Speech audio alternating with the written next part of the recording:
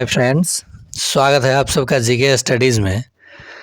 अब जैसे जैसे परीक्षा आ रहा है आप लोगों का जो परेशानियां है वो बढ़ रहा है, लेकिन अगर आप इस चैनल पे हैं तो आपकी परेशानी बढ़नी नहीं चाहिए। आप जितना भी पढ़े हैं आप परीक्षा में जाइए तो सही। हर किसी को ये लगता है कि बाप क्या पूछेगा, कैसे आएगा, ये पढ़ लें वो पढ़ लें। अब आपको ज़्यादा टेंशन नहीं लेना है, मेरा मैराथन देख लेना है और करंट के मंत्रिमंडल को याद रखना है। साथ ही साथ ये जो मैराथन है पर्यावरण का, इससे बाहर कुछ नहीं, एकदम वादा है। चलिए प्रश्न की ओर बढ़ते हैं और पूरे अंत तक देखिए समय निकाल के। समय ना हो तो मत देखिएगा। ये सारा प्रश्न लिया गया है प्रीवियस प्रश्नों के आधार पर, तो शुरू से अंत तक देखिए। पसंद आए तो लाइक कीजिए या ना कीजिए, अपने परीक्षा में 100+ स्कोर ज़रूर कीजिए। ओके, तो चलिए स्टार्ट करते हैं। केला का कौन सा भाग खाने योग्य नहीं होता? मतलब हम लोग केला का कौन सा भाग का सब्जी पाट का नहीं बना सकते हैं? तो फूल का तो बनता है, फल का भी बनता है, तना का भी बनता है। केले के जड़ से कोई हम लोग सब्जी नहीं बनाते हैं, तो इसे हम लोग देखिए केला में ही कोई लकड़ी नहीं होता है, तो ये जड़ हो जाएगा। जड़ के भाग से सब्जी नहीं बनता है। निम्नलिखित में कौन सर्वाहारी जंतु है? खरगोश, गाय, बाघ, हिरन।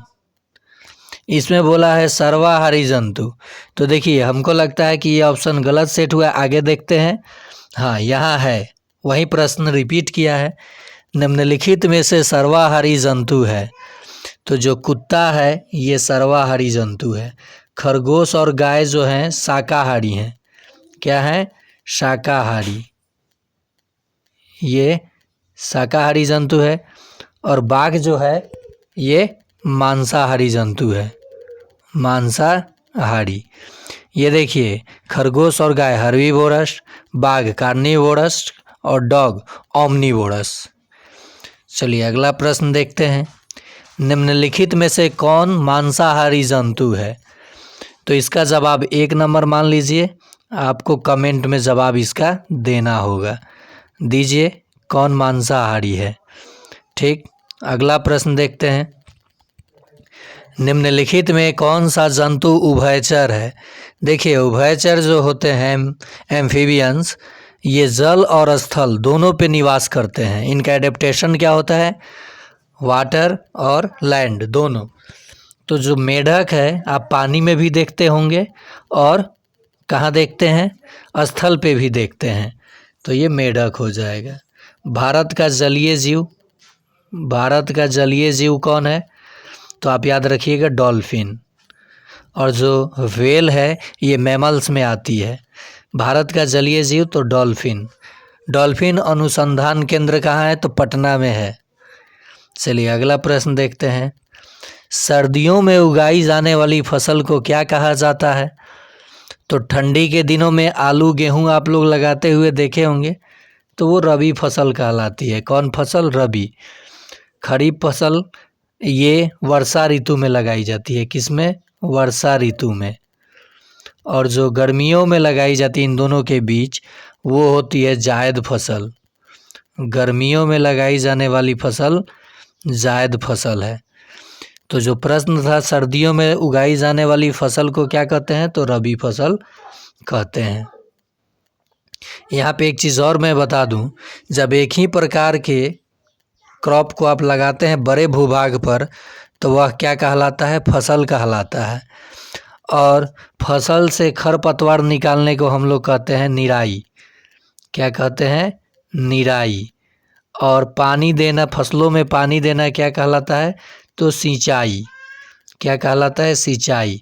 सिंचाई के साधन को देख लीजिएगा। निम्नलिखित में झाड़ी है, देखिए हर्ब, सब्स एंड ट्री, तो जो बीच वाला आता है देखिए यहाँ है पौधा, झाड़ी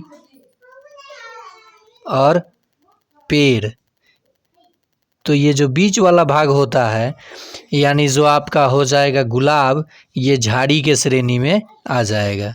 क्योंकि इसका स्टेम क्या होता है, थोड़ा हार्ड होता है, लेकिन इसका हाइट क्या होता है, छोटा होता है। और इसमें क्रीपर्स यानी लताएं भी होती हैं, तो जैसे लौकी, खीरा, और लताएं में भी 2 तरीके के लताएं होती हैं। गाय का वैज्ञानिक नाम क्या है? देखिए, साइंटिफिक नेम ऑफ काऊ, तो गाय का वैज्ञानिक नाम है बॉस इंडिकस। फेलिस डोमेस्टिका बिल्ली का वैज्ञानिक नाम है। बिल्ली के वैज्ञानिक नाम क्या है? Felis domestica. मैग्नीफेरा इंडिका, ये आम का वैज्ञानिक नाम है। किसका? आम का। नागाहाना सांप का वैज्ञानिक नाम है। बुबालस बुबालिस भैंस का वैज्ञानिक नाम है। फिर से देख लीजिए, गाय का वैज्ञानिक नाम क्या है? तो बॉस इंडिकस। चलिए अगला प्रश्न, गेटवे ऑफ इंडिया कहाँ स्थित है? तो गेटवे ऑफ इंडिया कहाँ स्थित है? तो मुंबई में। गोलघर पटना में। गोलघर कहाँ है? तो पटना में। संजय गांधी जैविक उद्यान कहाँ है? संजय गांधी जैविक उद्यान तो पटना। पटना के हवाई अड्डा का नाम क्या है? तो जेपी जयप्रकाश नारायण हवाई अड्डा। ठीक है। हैदराबाद में क्या है? गोलकुंडा। गोलकुंडा। गोलकुंडा कहाँ है? तो हैदराबाद में। ठीक है। और हाँ, यहाँ एक प्रश्न ज़रूर याद रखिएगा आप लोग। हाँ, ये गेटवे ऑफ इंडिया कहाँ है? तो पटना में। ठीक है। अब इंडिया गेट अगर पूछेगा कहाँ है, इंडिया गेट, तो कहिएगा दिल्ली में। लाल किला, लाल किला। जामा मस्जिद, जामा मस्जिद। ठीक है, मस्जिद ऐसे कर दीजिए, ये ठीक है मस्जिद। ओके। और इंडिया गेट तो दिल्ली। भारत की राजधानी कहाँ है? तो नई दिल्ली। अगला प्रश्न, गोलकुंडा कहाँ स्थित है? तो इस 2 नंबर प्रश्न का जवाब आप लोग कमेंट में देंगे। 70 से अधिक प्रश्न है। ठीक है। और ये आपके परीक्षा में इससे बाहर कुछ नहीं होगा, ये मेरा वादा है। पर्यावरण का जो सेक्शन होगा इसी से आपका मैच करेगा। गोलघर कहाँ स्थित है? तो 3 नंबर प्रश्न का जवाब आप लोग कमेंट में दीजिएगा कि गोलघर कहाँ स्थित है। ठीक है, गोलघर कहाँ स्थित है? ऑप्शन, संजय गांधी जैविक उद्यान कहाँ स्थित है? 4 नंबर प्रश्न, चिड़ियाघर का नाम है कहाँ के चिड़ियाघर का? ऑप्शन इसमें है, आप लोग कमेंट में इस प्रश्न का जवाब दीजिएगा। देखिए, कुछ प्रश्न का जवाब आप लोग मेरे देने से पहले दे दीजिए और देखिए कि आपका सही हो रहा है या गलत। जलवाष्प का जल वाष्प जल का डैश अवस्था है। तो देखिए, पदार्थ की 5 अवस्थाएं होती हैं, लेकिन आप लोगों को पढ़ना है 3, ठोस, द्रव और गैस। जो जल होता है ये तीनों अवस्थाओं में मिलने वाला पदार्थ है। यही एक पदार्थ है जो तीनों अवस्था में मिलता है।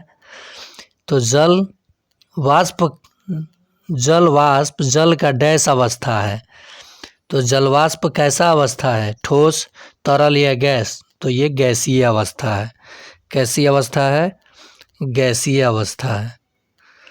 जब जल के रूप में रहेगा तो द्रव, बर्फ बनेगा तो ठोस और जलवाष्प बनेगा तो गैस। इसीलिए जल तीनों अवस्थाओं में मिलता है। ये हटा दीजिए। पृथ्वी की सतह पर कितना पानी मौजूद है? देखिए, अब आपको लग रहा होगा कि इनमें से कोई नहीं, लेकिन ऐसा नहीं है। ऑप्शन बड़ी तगड़ा सेट किया गया था इस सक्षमता 1 में। 71% आपको पता है कि जल है पृथ्वी पर सतह पर, माने जो कि पीने योग्य नहीं है। माने पूरे पृथ्वी को ढका 71% जल।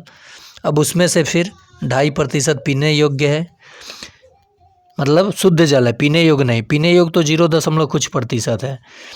तो इसमें ऑप्शन में आप कहिएगा इनमें से कोई नहीं है, तो ये आंसर हो जाएगा, तो आपका आंसर गलत हो जाएगा।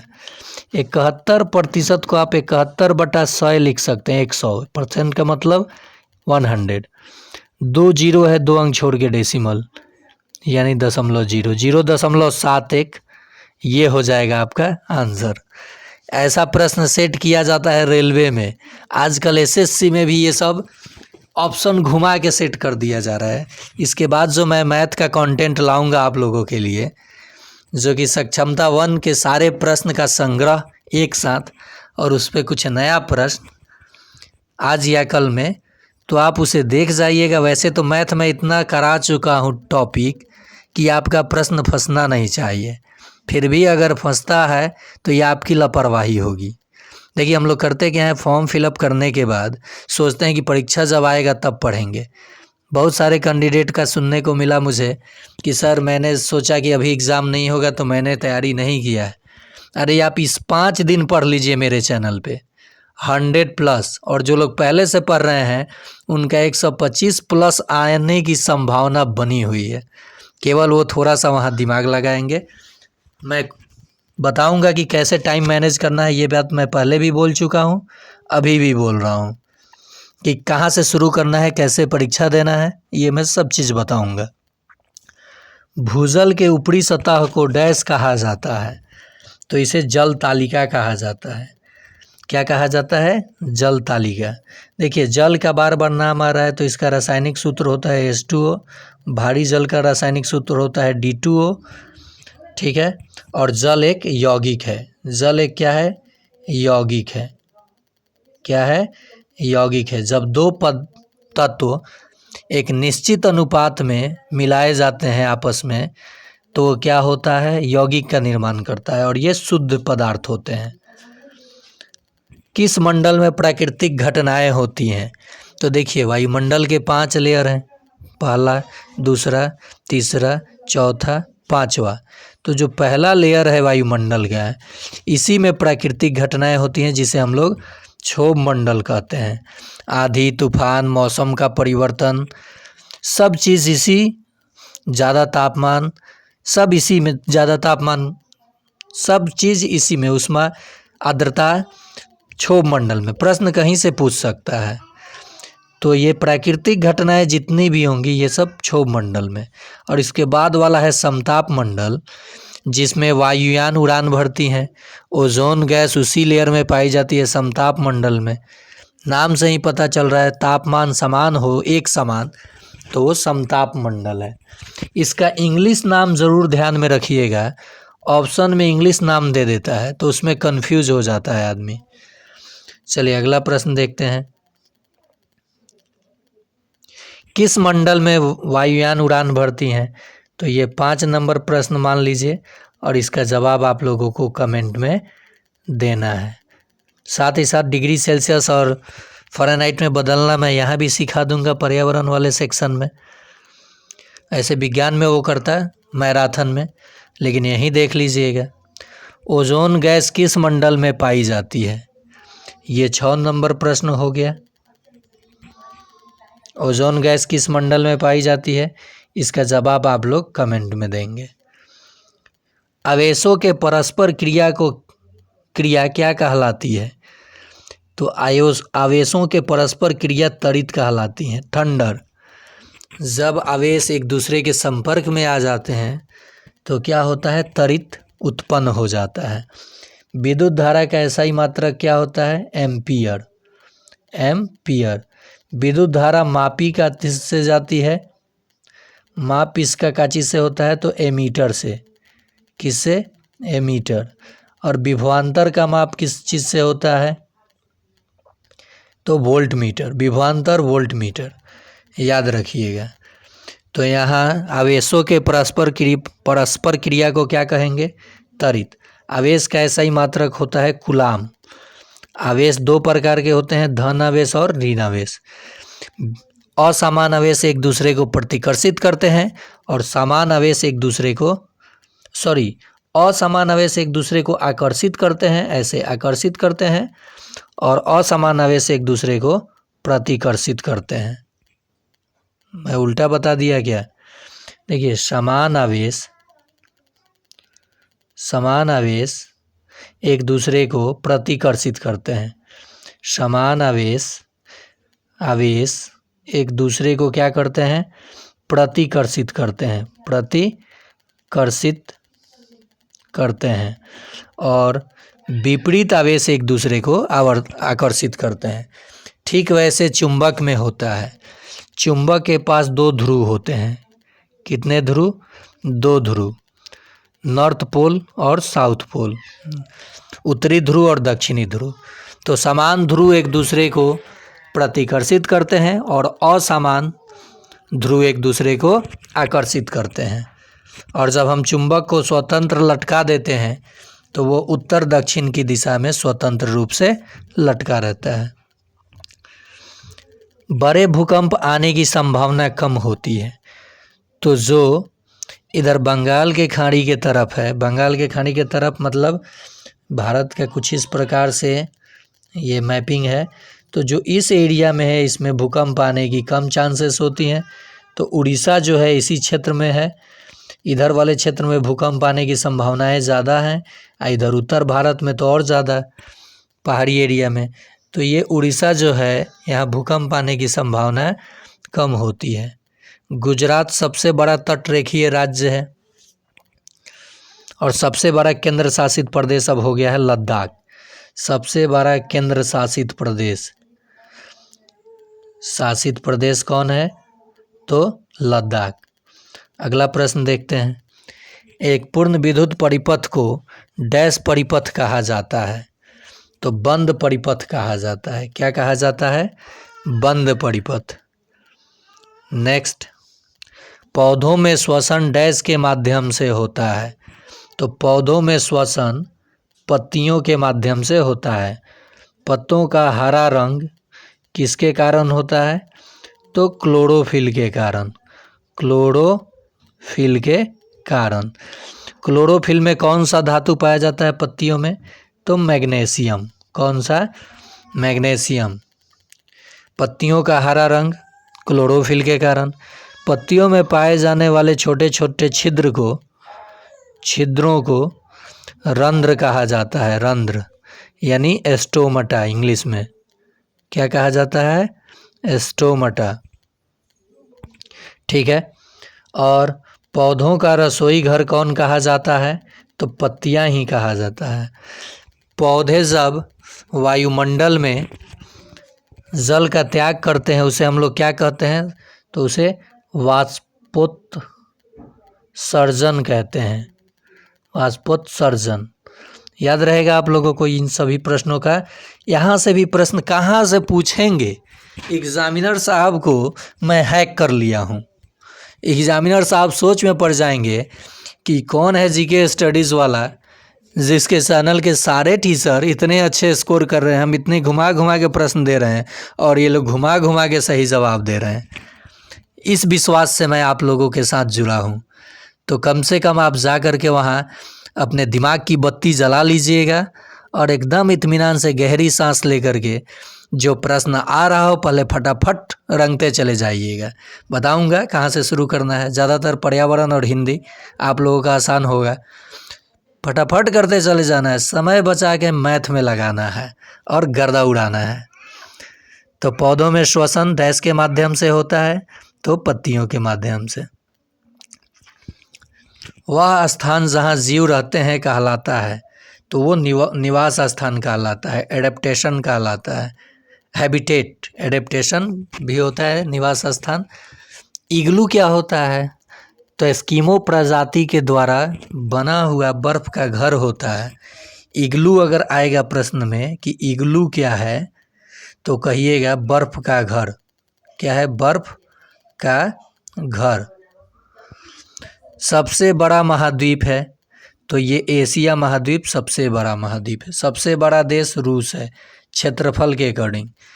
जनसंख्या के अकॉर्डिंग तो अभी भी चीन ही है, ध्यान रखिएगा।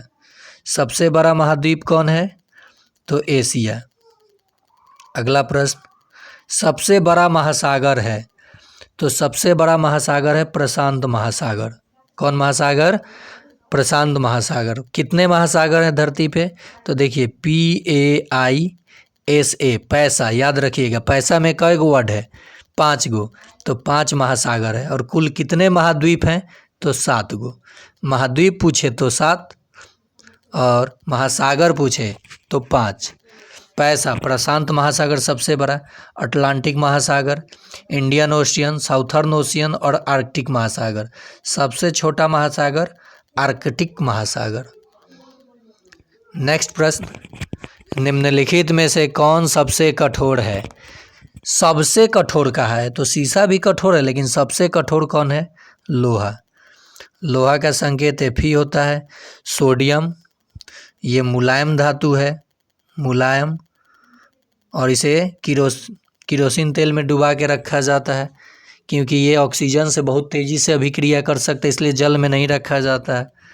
तो सोडियम मुलायम धातु है और ये अब काफ़ी प्रतिक्रियाशील है, इसलिए इसे किरोसिन में डुबा के रखा जाता है।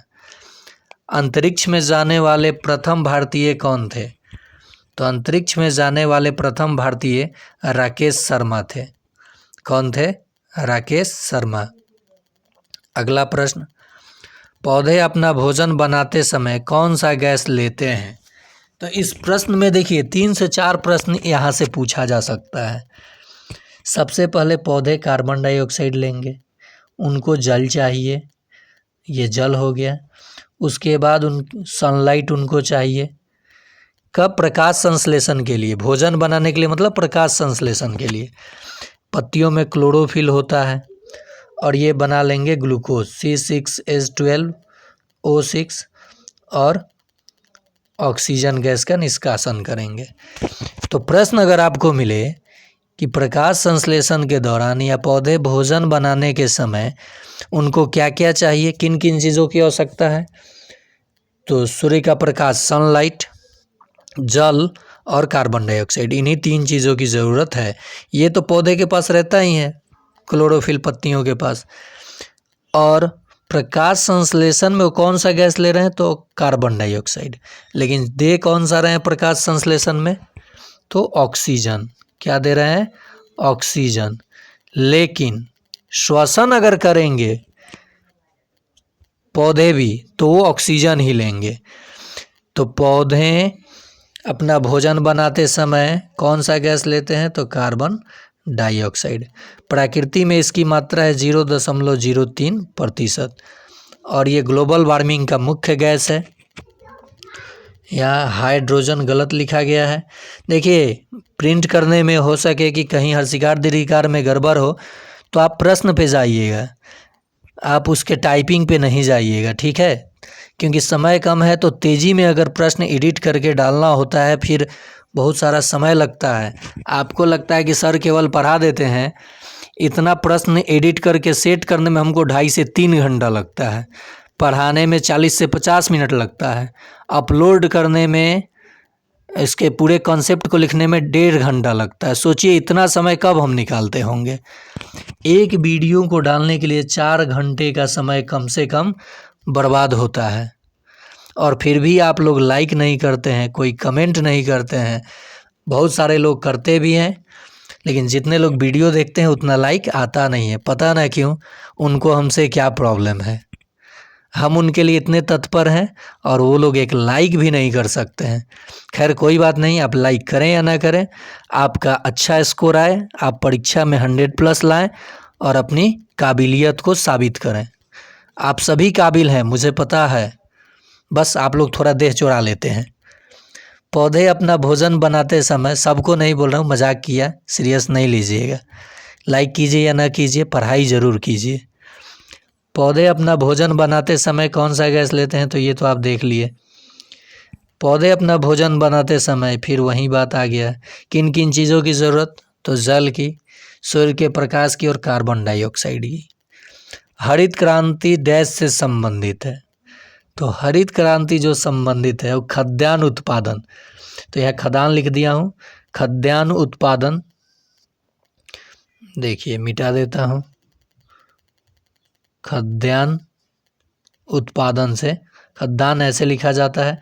खाद्यान्न उत्पादन आप याद रखिएगा कि हरित क्रांति किससे संबंधित है, तो इसमें गेहूं का उपज काफ़ी अधिक, यानी देखिए कोई भी क्रांति होता है ना तो उसकी गुणवत्ता में, उसके उपज में बढ़ोतरी के लिए, मतलब उसके कार्य में साइंटिफिक तरीके से काम करने के लिए, माने परिवर्तन लाने के लिए। क्रांति का मतलब होता है तुरंत परिवर्तन, और आंदोलन का मतलब होता है धीमे धीमे परिवर्तन। तो ये हरित क्रांति संबंधित है खाद्यान्न उत्पादन से, ठीक है, आप इसको सही कर लीजिएगा। श्वेत क्रांति, अरे यार ये क्या क्लिक हो गया। श्वेत क्रांति, श्वेत क्रांति किससे संबंधित है, देख लीजिए प्रश्न। श्वेत क्रांति दूध उत्पादन से संबंधित है, डॉक्टर वर्गीज कुरियन। मत्स्य उत्पादन से नीली क्रांति, नीली क्रांति, नीली ऐसे सॉरी नीली क्रांति आप ऐसे लिखिएगा, यह बता दूं मैं आपको, नीली क्रांति मत्स्य उत्पादन। आलू उत्पादन गोल क्रांति, ठीक है। सरसों यानी तिलहन उत्पादन पीली क्रांति, सरसों का फूल पीला होता है ना, तो दो ही आप याद रखिएगा, हरित क्रांति और श्वेत क्रांति, ठीक है। अगला प्रश्न देखते हैं। बागवानी क्रांति, सुनहरी क्रांति, बहुत सारी क्रांतियां हैं, लेकिन आप हरित क्रांति और श्वेत क्रांति ज़्यादा ध्यान दीजिएगा। कहाँ के लोग लिंग हुफेन खाते हैं, तो देखिए इसका एक पर्यावरण का और वीडियो मैं बनाया हूँ, जिसमें सीटेट वाले प्रश्न भी एक दो हो सके आपको डाल दिया, एडवांस करे एग्जामिनर, तो उसका लिंक डिस्क्रिप्शन में दे दूंगा, आप देख लीजिएगा। ये सारे चीज़ बताया हूँ, किस राज्य में कैसा घर, कौन जानवर, कौन पक्षी। तो कहाँ के लोग लिंग हुफेन खाते हैं, तो ये खाते हैं हांगकांग के लोग। ये सांप का जूस बना के पीते हैं, सांप को खाते हैं हांगकांग के लोग, तो उसे लिंग हुफेन कहा जाता है। बांस का घर असम में, पत्थर और झाड़ियों का घर लद्दाख में, माने पहाड़ी क्षेत्रों में, लद्दाख में। और मिट्टी का घर तो कहाँ पे, तो याद रखिएगा राजस्थान में, जहाँ गर्मी ज़्यादा पड़ेगा, राजस्थान। मिट्टी का घर, बांस का घर असम, पत्थर और झाड़ियों का घर लद्दाख, और मिट्टी का घर राजस्थान। खेजड़ी वृक्ष राजस्थान। खेतरी किस लिए प्रसिद्ध है, तो खेतरी कहाँ है, राजस्थान। टंका, पानी को संचित करने का एक व्यवस्था, जो कि छत पे बारिश की पानी को संचित किया जाता है ज़मीन के अंदर टैंक में, उसे टंका कहा जाता है राजस्थान में। रणथंभौर अभयारण्य कहाँ है, तो रणथंभौर राजस्थान, रणथंभौर राजस्थान। गिर राष्ट्रीय उद्यान कहाँ है, गिर राष्ट्रीय उद्यान तो गुजरात में। मानस और Kaziranga Assam. Jim Corbett national park, तो ये उत्तराखंड, भारत का पहला जिम कॉर्बेट, रामगंगा नदी के जिम कॉर्बेट नेशनल पार्क कहाँ, तो उत्तराखंड में है, उत्तराखंड। चिपको आंदोलन, तो ये उत्तराखंड के चमोली ज़िले से जुड़ा हुआ है। निम्नलिखित में जरायुज नहीं है, जरायुज मतलब अंडे देने, वो बच्चे को जन्म देने वाला कौन नहीं है, तो गाय तो जन्म देती है, मनुष्य, चमगादड़, ये सब मैमल्स ग्रुप में आते हैं, जरायुज हो जाएंगे। जो मेढक है ये अंड प्रजक हो जाएगा, क्या हो जाएगा, अंडा देता है, और बाह्य निषेचन इसमें होता है मेढकों में। निम्नलिखित में उभयचर है, ये प्रश्न रिपीट किया। मेढक क्या है, उभयचर है, एम्फीबियंस है, जो जल और स्थल दोनों पे रह सकता है। जल में जाता है तो स्किन, त्वचा से श्वसन, और फेफड़ा से स्थल पे। शायद हम लोगों के पास भी गिल्स होता, तो जल में गिल्स या फेफड़ा भी होता, तो दोनों जगह आराम से सरवाइव करते, ऐसा तो है नहीं। काजीरंगा राष्ट्रीय उद्यान कहाँ है, बताइएगा कमेंट में आप लोग। 7 नंबर प्रश्न का जवाब कमेंट ज़रूर कीजिएगा। साथ ही साथ मैं बता दूं, दार्जिलिंग कहाँ है, क्लास 5 में ये चीज़ है, तो दार्जिलिंग कहाँ है, तो ये पश्चिम बंगाल में। टाइगर हिल दार्जिलिंग का एक पार्ट है। उसके बाद दार्जिलिंग से कहाँ गए, नाथुला दर्रा कहाँ है, सिक्किम। गंगटोक सिक्किम की राजधानी। ये सब चीज़ ज़रूर याद रखें माइंड। अरे हर एक चीज़ आपको लग रहा होगा कि अभी आपका दिमाग एकदम साफ है, परीक्षा में हम क्या लिखेंगे मुझे तो कुछ पते नहीं है। आज जैसे आप स्क्रीन पे बैठिएगा, प्रश्न का डाटा शुरू होगा खुलना, मैं बता दिया हूँ कैसे स्क्रीन खुलेगा, कैसे आपको समय बचा करके, आपको डिस्क्रिप्शन पढ़ना नहीं है, सीधे अपना नीचे स्क्रॉल करते जाना है, सबमिट करना है, समय स्टार्ट, आप ऑप्शन देना शुरू कीजिएगा। चार आपके पास कलर होगा, मतलब आपको अगर फाइनल आंसर देना है तो डायरेक्ट आप फाइनले देते चले जाइएगा। अगर 50-50 चांस है किसी प्रश्न पे तो मार्क एंड प्रीव्यू कर दीजिएगा, ताकि आगे अगर आप समय ना बचे तो वो पर्पल कलर वाला समय ना बचे तो आंसर मान्य हो जाता है, अगर समय बचे चेंज कर सकते हैं। अब येलो कीजिएगा तो समय नहीं बचा तो आपका आंसर मान्य नहीं होता है। इसका वीडियो मैं बना चुका हूँ, उसका लिंक डिस्क्रिप्शन में मैं आपको दे दूँगा, देख लीजिएगा कि कैसे ऑनलाइन टेस्ट होता है, कैसे समय बचाना है। तो काजीरंगा आप बता दीजिएगा। प्लेग है तो प्लेग जीवाणु जनित रोग है या विषाणु जनित रोग है या फंगल जनित रोग है या प्रोटोजोआ? तो मेरे ख्याल से ये विषाणु जनित रोग है। जीवाणु या विषाणु मैं कंफर्म नहीं हूँ। इस प्रश्न का जवाब आप लोग कमेंट में दीजिएगा। देखते हैं कितने हमारे साथी लोगों का ये प्रश्न सही होता है, क्योंकि इन दोनों में मैं कंफ्यूज करता हूँ बार बार, वहाँ आप लोगों का भी कंफ्यूजन हो जाएगा, तो इसे ध्यान रखिएगा। लेकिन यहाँ कंफ्यूज मैं नहीं करता हूँ। जो मलेरिया है 5 क्लास में दिया है, मलेरिया जो होता है प्रोटोजोआ के कारण होता है। रोनाल्ड रॉस, ये साइंस में मैराथन में ला दूंगा, लाया भी हूँ। रोनाल्ड रॉस ने मलेरिया का जंग रोनाल्ड रॉस के संग। तो मलेरिया परजीवी की खोज किसने की? Ronald Ross. मलेरिया मच्छर के काटने से, डेंगू मच्छर के काटने से। और मलेरिया किस मच्छर के काटने से?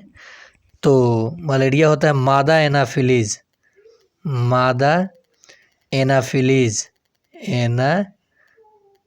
के काटने के कारण। और जो डेंगू होता है वो मादा एडीज के काटने के कारण। ये जरूर याद रखिएगा, एडिस और ये मादा एनाफिलीज, तो याद रहेगा आप लोगों को। ये मच्छरों के काटने से होने वाला रोग है। चलिए आगे प्रश्न देखते हैं। पोलियो जो है, हैजा जो है, सब विषाणु जनित। प्लेग आप लोग देख लीजिएगा, पंडित का टीका न्यू है, जीवाणु जनित रोग। प्लेग पंडित का टीका न्यू है या डीएनटी का प्लेट। ट्रिक मैं बताया हूँ, इसमें जीवाणु पे ज़्यादा चांस, ज़्यादा जीवाणु और विषाणु देख लीजिएगा आप लोग प्लेग का, ठीक है। आप लोग ज़रूर इस चीज़ को देख लीजिए, क्योंकि मैं वहाँ बार बार मलेरिया 8 नंबर प्रश्न का जवाब आप लोग कमेंट में देंगे कि आंसर क्या होगा। चलिए नेक्स्ट प्रश्न, विटामिन ए की कमी से कौन सा रोग होता है? तो इसका तो जवाब आप लोग आसानी से देंगे। 10 नंबर प्रश्न का कमेंट में आप लोग जवाब देंगे कि कौन सा आंसर सही है। मैं आपको यहाँ बता दूँ, बांझपन जो होता है या नपुंसकता जो आती है विटामिन ई की कमी से, विटामिन ई की कमी से कौन सा रोग होता है? तो स्त्रियों में बांझपन और स्त्री या पुरुष में नपुंसकता, पुरुषों में नपुंसकता विटामिन ई की कमी से होती है। साथ ही साथ इस सब चीज़ों का शेयर करूं, रिकेट्स विटामिन डी की कमी से, स्कर्वी विटामिन सी की कमी से, रतौंधी विटामिन ए की कमी से, बेरी विटामिन बी की कमी से, और रक्त में थक्का जमना विटामिन के कारण। तो ये याद रहेगा। और BC जल में घुलनशील विटामिन है, और जो कीड़ा होता है KEDA कीड़ा, ये पानी में मर जाएगा, तो ये KED और A वसा में घुलनशील विटामिन है। चलिए अगला प्रश्न देखते हैं। निम्नलिखित में कौन सा खाद्य पादप पदार्थ प्रोटीन का अच्छा स्रोत है? यहाँ बहुत सारे लोग कंफ्यूज करते हैं। अगर जैसे आपने अंडा आंसर किया तो ये आंसर गलत हो जाएगा, इसलिए मैं बार बार बोलता हूँ कि प्रश्न को अच्छे से पढ़िएगा। देखिए यहाँ क्या कह रहा है, निम्नलिखित में कौन सा खाद्य पादप, अगर कहता कौन सा खाद्य पदार्थ प्रोटीन का अच्छा स्रोत है, ये पादप नहीं रहता तो अंडा सही था, लेकिन पादप लगा दिया। तो अंडा तो जंतु से मिलता है और पादप मतलब पेड़ पौधा होता है। अब तो मामला फंस गया, आप तो आंसर सही दे के आए और घर पे कहिएगा मैंने सही दिया, एग्जामिनर गलत कर दिया। एग्जामिनर 3 से 4 प्रश्न गलत कर सकता है जो चेक किया जाता है कंप्यूटर के द्वारा, या सेटर जो सेट करता है आंसर की में 4 से 5 प्रश्न गलत होता है, आप मिला सकते हैं। मैं आंसर की दिखाऊंगा कभी 1 का, सक्षमता 1 का। मैं पूरे 150 में हर एक सेट में 8 से 10 प्रश्न गलती पकड़ा हूँ, है भी, और मैं भी करता हूँ 1-2। वो भी तो देखिए जो सेट किया वो भी तो इंसान है, हम भी तो इंसान है, गलतियाँ किससे नहीं होती है। और आप लोग कमेंट में गुस्सा आ जाते हैं, हमें भी गुस्सा दिला देते हैं। कुछ कमेंट ही ऐसा कर दीजिएगा कि सर उसका रिप्लाई दें, या तो देखिए मैं क्या करता हूँ, अब बता दूँ आपको। जिनका कमेंट आपत्तिजनक आता है मैं उनको अपने चैनल से खुद रिमूव कर देता हूँ। तो आप दीजिए, कमेंट कीजिए, मैं आपको हाइड कर दूंगा, रिमूव कर दूंगा अपने चैनल से। मुझे वैसे लोगों की बिल्कुल ज़रूरत नहीं है जो चैनल पे सिर्फ इसलिए जुड़े हैं कि उनका काम बनता बाहर में जाए राहुल सर का जीके स्टडीज़। तो वैसे लोगों की ज़रूरत मेरे चैनल पे बिल्कुल नहीं है। आप कहीं और बट रहा है, जा कर के ले लीजिए। देखिए, दूध को सुरक्षित रखा जाता है पाश्चराइजेशन मेथड से। 70 से 75 डिग्री सेल्सियस पे गर्म किया जाता है और फिर ठंडा किया जाता है, उसके बाद पैकिंग किया जाता है। तो यहाँ जो प्रश्न है पादप पदार्थ, तो ये फलियाँ हो जाएंगी। आंसर क्या हो जाएंगी? फलियाँ। अगर पादप नहीं रहता तब अंडा हो जाता। ध्यान से देखिएगा प्रश्न को। निम्नलिखित में कौन सा खाद्य पदार्थ प्रोटीन का अच्छा स्रोत है? पादप हट गया, दूध भी है, अंडा भी है, पनीर भी है, तो इनमें से सभी। देखिए बहुत सारे शिक्षक हमें कह रहे हैं कि सर तुक्का कौन सा मारेंगे। तो अगर आपको आंसर एग्जैक्ट पता ना हो तो जैसे ये ऑप्शन हो गया, ये ऑप्शन हुआ, एक ऑप्शन ये हो गया और ये हो गया, तो सबसे बड़े ऑप्शन को टिक मारिएगा। अगर इनमें से सभी है किसी प्रश्न में और आपको आंसर कोई पता नहीं है तो इसे टिक मारिएगा, नहीं तो बड़ा ऑप्शन। ये तुक्का मारने का तरीका है। चलिए अगला प्रश्न देखते हैं। निम्नलिखित में कौन भोजन में प्रमुख पोषक तत्व है? कार्बोहाइड्रेट, प्रोटीन, वसा, विटामिन भी रहता तो वो भी, तो ये हो जाएगा फिर इनमें से सभी। देखिए कार्बोहाइड्रेट ये हमें ऊर्जा देता है, क्या देता है? ऊर्जा। वसा भी ऊर्जा देता है। प्रोटीन मसल्स को तैयार करता है, बॉडी बिल्डिंग सब्सटेंस है प्रोटीन। और इसका सबसे अच्छा स्रोत क्या है? तो सोयाबीन। क्या है? सोयाबीन। सोया प्रदेश, मध्य प्रदेश। पाचन तंत्र के मांसपेशीय थैली को क्या कहा जाता है? तो देखिए जिस थैले में आप जितना pizza, burger, chowmein, chicken, mutton डालते हैं, पनीर, जिस थैले में जा कर के, जिस आपके डस्टबिन में जाके ये जमा होता है, उस मांसपेशीय थैली को हम लोग कहते हैं पेट, स्टमक। लेकिन पाचन की क्रिया शुरू हो जाती है मुख से, और ज़्यादातर भोजन पचता है छोटी आंत में, स्मॉल इंटेस्टाइन में, और बड़ी आंत के बाद वो एनस से होकर के बाहर निकल जाता है। जब अपचित या अपघटित खाद्य पदार्थ सजीवों के शरीर से बाहर निकलता है तो उसे हम लोग कौन सी क्या कहते हैं ज़रा बताइएगा? उत्सर्जन या श्वसन, या इनमें से कोई नहीं? समझ गए? साइंस वाले पार्ट में मैं कर दूंगा, या कराया भी हूँ बहुत सारा। किस जानवर के दांत हमेशा बढ़ते रहते हैं? आ गई बात जानवर की।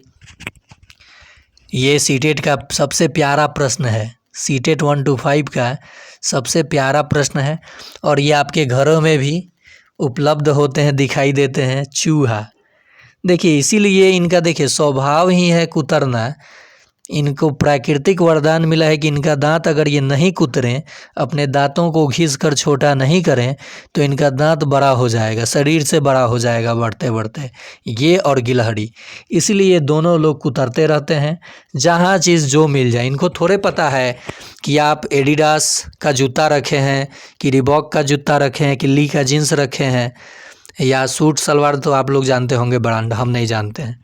आप लोग देख लीजिएगा, सुरक्षित रखिएगा, नहीं तो ये चूहा महाराज और गिलहरी ये दोनों मिल के आपका काम बजा देंगे, काम तमाम कर देंगे कपड़े का। बड़ी दुख होता है कि नए कपड़े खरीद के लाइए, एक दिन पहनिए, रख दीजिए, कहीं कुतर दिया तो मन करता है कि उसको चीर फाड़ दें, लेकिन ऐसा किसको? चूहा को। लेकिन उसका प्राकृतिक स्वभाव है, इसे भी जीने का हक है। पर्यावरण संरक्षण आप लोग पढ़ते हैं तो संरक्षित कीजिए, काटने दीजिए, क्या हो गया, दूसरा ले लीजिए। चलिए अगला प्रश्न देखते हैं। दांत कितने प्रकार का? तो 4 प्रकार का। दूध के दांत 20 होता है और पूरे वयस्क में 32 दांत होता है। देखिए 8 चौका 32, 8 16 नीचे 16 ऊपर, दूध का दांत कितना होता है? 20। यहाँ दांत से संबंधित एक और प्रश्न जान लीजिए। जो सांप होते हैं उनके कई बार दांत आकर के आते हैं, गिरते हैं, आते हैं, गिरते हैं, आते हैं, लेकिन जानवर और मनुष्य का दांत, दूधा का दांत गिरता है तो परमानेंट दांत, दूध का दांत हट जाएगा तो परमानेंट दांत आ जाता है। तो दूध की दांत की संख्या कितनी होती है? 20 और वयस्क मनुष्य में 32। प्रकार कितने? तो 4। तुरंत ऊर्जा प्राप्त करने के लिए दिया जाता है। तो खिलाड़ी को आप लोग देखते होंगे या आप भी गर्मी के सीज़न में या कभी भी तुरंत ऊर्जा के लिए ग्लूकोज दिया जाता है, ग्लूकोज। और फल में अगर देना हो तो केला दीजिएगा, इंस्टेंट एनर्जी दे देता है केला, फल में अगर देना हो तो। नेक्स्ट, भोजन पकाने के लिए किस ऊर्जा का उपयोग किया जाता है? तो उष्मा ऊर्जा के द्वारा भोजन पकता है। अब आप कहिएगा सर विद्युत से भी तो हम लोग इंडक्शन से भोजन बना लेते हैं। तो जो विद्युत धारा है उसमें ऊर्जा में बदलता है, उसमें नाइक्रोम का वायर होता है, तो उष्मा से वो पकता है, ना कि विद्युत धारा से पक जाता है। देखिए आप लोग कहिएगा सोलर कुकर, तो सोलर से नहीं पकता है, सोलर से उष्मा उत्पन्न होता है और तब वो उष्मा से पकता है। ध्वनि निर्वात में गमन नहीं कर सकती, इसको चलने के लिए माध्यम की आवश्यकता होती है। साइंस वाले पार्ट में इस सबको करूँगा, देखिएगा मैराथन में। देखिए अब आ गया प्रश्न, चींटियाँ जब चलती हैं तो अपने पीछे डैश छोड़ जाती हैं। तो जो चींटियाँ होती हैं वो स्मेल छोड़ती हैं अपने पीछे, और उसी स्मेल को सूंघते हुए ये चींटियाँ, ये बड़ा चींटा है, चींटी छोटी छोटी है ये सब, ये चिंटा घुस गया इसी में, एक कतार में चलती हैं। तो किसके कारण? वो पीछे गंध छोड़ती हैं। ठीक, चलिए आगे देखते हैं। यहाँ देखिए करेक्ट आंसर भी दे चुका है। मधुमक्खी का घर कहलाता है, तो शहद पालन यानी मधुमक्खी का पालन एपीकल्चर कहलाता है। मधुमक्खी पालन क्या कहलाता है? एपीकल्चर, एपीकल्चर कहलाता है। और मधुमक्खी का घर मधुमक्खी का छाता कहलाता है, और शहद के लिए इनका पालन होता है। साथ ही साथ अक्टूबर नवंबर में माह में इनकी खेती की जाती है, यानी पाला जाता है इन्हें। और मुख्य बात आप ये जान लीजिए जो एनसीईआरटी एससीईआरटी की है कि पूरे छाते में मात्र एक ही रानी मक्खी होती है जो अंडा देती है, रानी मक्खी जो अंडा देती है। बाकी सिपाही मक्खी होते हैं, बाकी क्या होते हैं? सिपाही मक्खी। निम्नलिखित में कौन सा जानवर अपने दुश्मनों से छिपने के लिए अपने शरीर का रंग बदलता है? अरे गिरगिट, खानी रंग मत बदल, तोरा के कब से देखा तनी ते गिरगिट नहीं है रंग बदलत। अरे मुहावरा भी बोला जाता है देहात में, ई सफा गिरगिट बा, ई गिरगिट खानी रंग बदलेला, कब का बोल दी पते ना चली। तो which of the following animals change its body colour to hide from its enemies? अपने दुश्मनों से बचने के लिए अपने शरीर का रंग कौन बदलते रहता है? तो ये गिरगिट है। कौन है? गिरगिट है। छिपकली के पैर का इस्तेमाल, खाल का इस्तेमाल किया जाता है, चढ़ाई पे चढ़ने के लिए इसका शूज बनाया जाता है इसके खाल से। ठीक है, हाँ यहाँ छिपकली से एक और प्रश्न बन जाएगा कि शरद ऋतु शरद ऋतु यानी ठंडी के मौसम में कौन से जंतु सजीव निंद्रा अवस्था में चले जाते हैं? तो देखिएगा ठंडी में आपको घर में छिपकली नहीं दिखाई देगी, ये सो जाती है, जितना दिन ठंडी होगा सो ही रहेगी। और स्लॉथ जो होता है, एक स्लॉथ भालू के जैसा, ये भी देख लीजिएगा, ये पेड़ पे उल्टा लटक के सोता है पैर पकड़ के, और 7 दिन के बाद शौच के लिए उतरता है नीचे। तो स्लॉथ याद रखिएगा। चलिए अगला प्रश्न, मटर का पौधा है, तो ये लताएं हैं। क्या है? लताएं। मटर का पौधा क्या है? लता है। पौधा को झाड़ी, पेड़ और बांटा गया है, कैटेगराइज किया गया है। और किस में? हर्ब्स, ट्री, और ये हो गए क्रीपर्स। चलिए अगला प्रश्न देखते हैं। बहुत छोटे पौधे कहलाते हैं।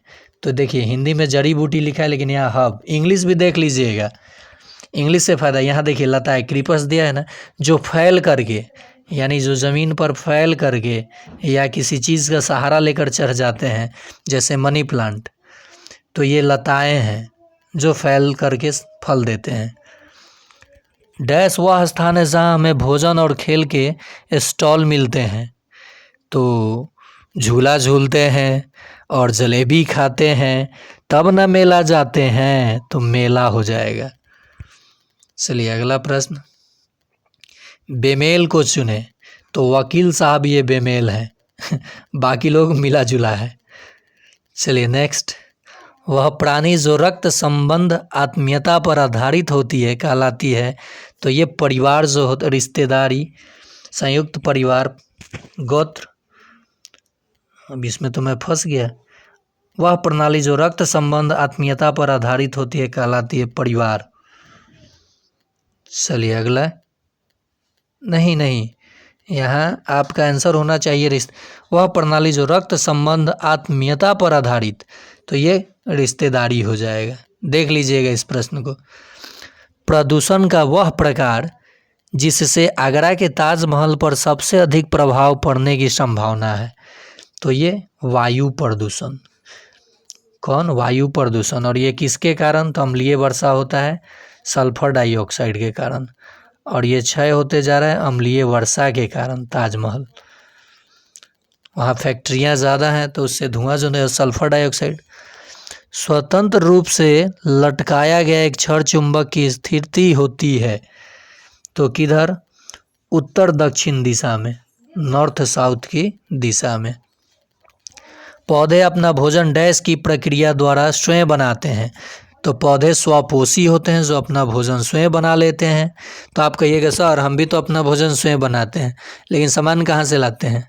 पादपों से ना। और ये आपसे लेता है क्या? नमक, आटा, चावल नहीं ना लेता है, ये तो अपने खड़े खड़े अपना प्रिपेयर कर लेता है अपने शरीर के अंदर ही। काश हम लोग भी वैसे होते, तो कमाना भी नहीं पड़ता और आराम से प्रिपेयर कर लेते भोजन, और दिन भर रील्स देखते मोबाइल में, स्किप कर कर के देखते, और सोचते कि चलो 5 मिनट ना रील्स देखना है, 5 मिनट बाद फिर पढ़ लेंगे। आप पढ़िएगा, देखिए डिस्ट्रैक्ट करता है आपका नोटिफिकेशन।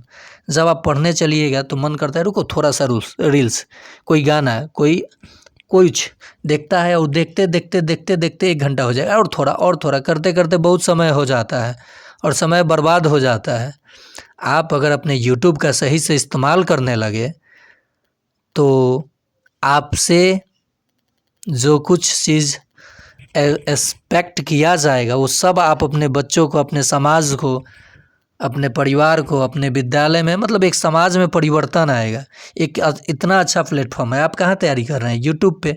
मैं कहाँ का हूँ, आप कहाँ के हैं? तैयारी कर रहे हैं कि नहीं कर रहे हैं? तो देखिए मैं अभी ज्ञान देने लायक नहीं बना हूँ, अच्छे पोस्ट पे नहीं गया हूँ। जिस दिन पोस्ट पे चला जाऊँगा उस दिन आप लोग मेरा इंटरव्यू सुनेंगे। जब नहीं, बेकार रहूँगा। जब तक मैं अपने लक्ष्य को हासिल नहीं करूँगा मैं अपने आप को बेकार ही मानता हूँ। सर्विस देखिए, जॉब लेना और मनचाहा जॉब लेना, ये बहुत अंतर है।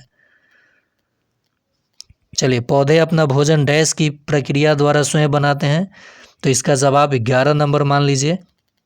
आप लोग कमेंट में इसका जवाब दीजिएगा कि आंसर क्या होगा, और गुस्साइएगा नहीं, थोड़ा सा भाषण ज़्यादा दे देते हैं तो माफ़ कीजिएगा।